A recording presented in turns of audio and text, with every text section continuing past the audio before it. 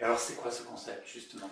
Alors, bon, évidemment, quand on a un projet de départ, on formalise quelque chose, et donc j'avais décidé que Marcher pour progresser serait d'abord un voyage, un véritable voyage. C'était la base du projet, dans lequel j'allais amener des informations et des outils que les personnes pourraient valoriser ensuite, si elles le souhaitaient, lors de leur retour. Alors les 3 premiers outils de Marcher pour progresser, c'était des informations sur la physiologie de l'effort, l'information qui vient de ma formation en kinésithérapie. Donc l'idée, c'était de remettre des conseils en fait pour que les gens puissent insérer dans leur cadre de vie habituel des pratiques physiques qui les maintiennent en bonne forme, sans pour autant s'entraîner plusieurs heures par semaine. Des pratiques de sophrologie. Mon objectif était que les personnes atteignent déjà une certaine autonomie dans la capacité de modifier leur niveau de conscience à la fin du stage. Et des notions de naturopathie que j'avais acquises auprès de Robert Masson et que je tenais absolument à relayer. Donc ça, c'était le projet initial. Les 3 outils de base. Les 3 outils de base. Alors ça veut dire que le projet s'est enrichi avec d'autres outils? Voilà, donc au fil du temps, ce que je n'avais pas prévu dans mon projet, c'était tout d'abord la richesse des participants. C'est-à-dire que rapidement, Marcher pour progresser est devenu un forum en marche. C'est que j'ai rapidement ouvert l'expérience, je dirais au savoir et à l'expérience des autres. Nous sommes tous détenteurs d'un parcours de vie, nous avons fait des expériences, peut-être acquis des outils qui peuvent servir aux autres, et donc j'ai rapidement ouvert cette dimension au groupe, donc autour du feu de camp, ou lors de moments de pause. La parole était proposée à d'autres participants. Je n'avais pas non plus imaginé au départ toute la richesse qu'il y avait de cohabiter avec des nomades, et donc des gens très proches de la nature, des gens non dénaturés, je dirais, et le contact avec les animaux, parce que sur Marcher pour progresser, j'ai toujours privilégié une logistique animale, de telle façon que cette immersion dans le désert nous ramène vraiment à la simplicité. Et puis d'autres techniques sont venues se greffer au fur et à mesure de ma progression, puisque en 57 ans, ce qui est mon âge, on peut acquérir quelques outils. J'ai eu l'occasion d'approcher, dans une toute petite expérience, le chamanisme, et une technique qui s'appelle la marche chamanique, et qui est vraiment devenue un des ateliers phares de Marcher pour progresser, tant le désert et la montagne se prêtent bien à cette technique. Donc voilà, tout un enrichissement au fil du temps, et une évolution, je dirais, vers un assouplissement du concept par rapport au cadre que je lui avais fixé au départ. Donc, si j'ai bien compris, c'est un concept où il y a des apports qui sont donnés sur les différents points que tu viens de citer, mais le reste du temps, c'est marcher, c'est-à-dire c'est marcher où, pourquoi faire, dans quel but. Mais pour t'expliquer, je pense que la meilleure solution, c'est peut-être de t'expliquer ce qu'est une journée moyenne dans le désert. Par exemple. Et d'ailleurs, on ne va pas tricher, tu sais très bien de quoi il s'agit, puisque tu m'as accompagné. Pas dans le désert. Pas dans le désert. Dans nous avons eu la chance de gravir ensemble le Toubkal au Maroc, il y a quelques années. Donc c'est vrai que c'est un peu différent, mais je vais prendre une journée de type le désert. Donc, tout d'abord, un des premiers outils, c'est l'aube, c'est le soleil. Parce que le soleil l'aube et le rythme de la nature va très très rapidement nous recaler sur un rythme physiologique, sur un biorhythme naturel. Et tu sais qu'il existe dans le commerce des petits appareils qu'on appelle les simulateurs d'aube, qui nous permettent de savoir en fait de façon artificielle que le soleil est en train de se lever, que la lumière va passer à travers nos paupières et informer notre cerveau qu'il est temps de terminer notre rêve. Or le rêve, tu sais, je suis psychanalyste, est une chose tout à fait essentielle pour notre santé mentale, et surtout le fait d'être attentif à ses rêves. Donc voilà déjà quelque chose de très simple et qui ne coûte pas cher, c'est le soleil est un des éléments de Marcher pour progresser.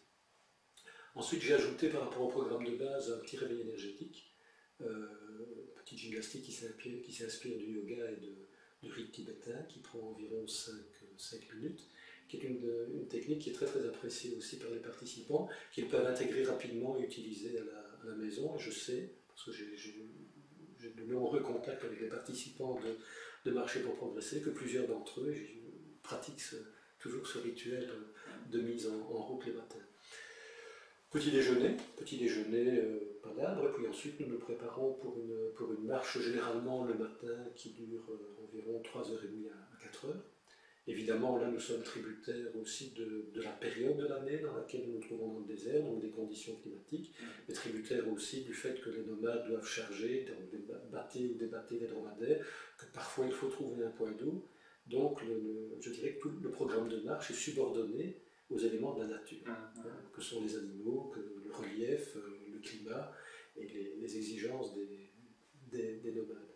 Généralement, le matin, j'organise une marche chamanique, donc qui consiste en fait dans tout d'abord une petite modification du niveau de conscience par une technique de sophrologie, et puis ensuite les participants partent, marchant à distance les uns des autres, une distance de sécurité, de telle façon que nous ayons toujours un visuel sur la personne qui nous précède et la personne qui nous suit.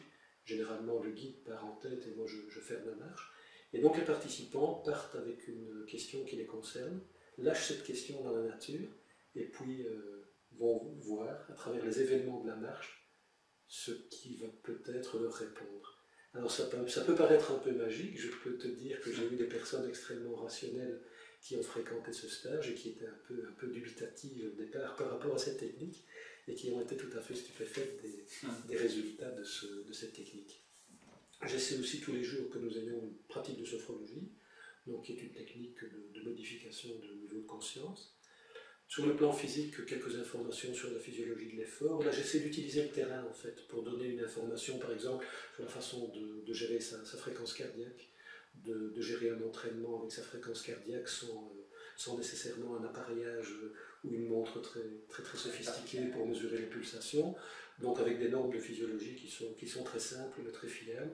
Je peux, par exemple, profiter d'un dénivelé où les gens sont essoufflés, pour leur expliquer un peu comment gérer son effort, ce qu'est l'endurance, aérobie, la résistance à l'aérobie, ce genre de choses. Voilà, et puis le soir au bivouac, quelques petites conférences, mais pas trop longues, sur la naturopathie. J'essaie absolument de relayer une notion qui s'appelle la notion de potentiel vital homéostasique, qui a été élaborée par Robert Masson, et qui est vraiment un schéma de compréhension des recharges vitales et des décharges vitales qui nous permettent d'adapter notre mode de vie au retour, de telle façon que nous puissions préserver notre santé, notre potentiel santé. Voilà en gros l'ensemble des techniques de marché pour progresser. À cela s'ajoute toujours une thématique qui est liée au pays. C'est-à-dire pour chaque voyage, il y a une thématique particulière. La même chose est possible, je sais qu'il y a une thématique particulière, je te donne quelques exemples. Par exemple, nous avons été au Pakistan il y a 5 ans. Bon, évidemment, je ne mettrai plus pour le moment, pour les raisons géopolitiques que tu connais, ce voyage au programme, mais j'avais très envie d'aller dans la vallée de la Hunza, parce que Robert Masson, mon professeur de naturopathie, nous avait parlé des centenaires de la vallée de la Hunza, et longévité qui était liée justement à un mode de vie très naturopathique. Et donc j'avais envie de rencontrer les Hunza, donc j'ai créé un voyage sur ce thème. Tu sais que je fais de la psychanalyse transgénérationnelle, donc nous avons été au Mali, pays d'Ogon. Et au pays d'Ogon, le thème était plus branché sur la relation entre les hommes et les ancêtres, ce qui était aussi un peu le cas à Petra. Nous avons abordé le bouddhisme tibétain au Ladakh et au Népal, l'hindouisme au Népal. Voilà. Je compte aussi un jour aborder le chamanisme. La difficulté maintenant, comme tu le sais, étant de trouver des déserts à proximité, vu que le désert est momentanément confisqué, ce qui m'attriste énormément. Mais bon, voilà, marcher pour progresser va progresser, va évoluer et va rebondir sur cette nouvelle situation. Et donc c'est des voyages en général de combien de temps? Alors le format initial était un format d'une semaine, ce qui est très pratique pour les gens actifs. C'est évident à l'heure actuelle avec la situation, le Sahara est enfermé, les destinations deviennent un peu plus lointaines. En avril dernier, nous sommes partis dans le désert du Baden-Jaran qui se trouve en Mongolie intérieure en Chine. Il est bien évident que pour des voyages pour de telles destinations, que la durée est plus lointaine et va se situer dans un format d'une quinzaine de jours. Le Népal était sur 15 jours, le Ladakh aussi.